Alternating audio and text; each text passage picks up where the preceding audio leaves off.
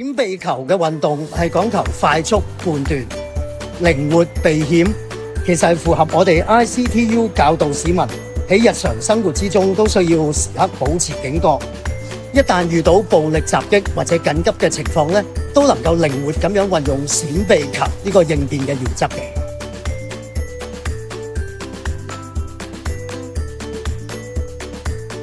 因為有6粒波，所以係好刺激、好好玩嘅呢個運動。小朋友佢哋係好中意玩，同埋可以提高個警覺性。所以咧，我相信咧，透過新興運動閃避球啦，結合國家安全教育咧，會令到同學咧更加投入啦，亦都令到我哋推廣國家安全教育嘅效果咧更加顯著。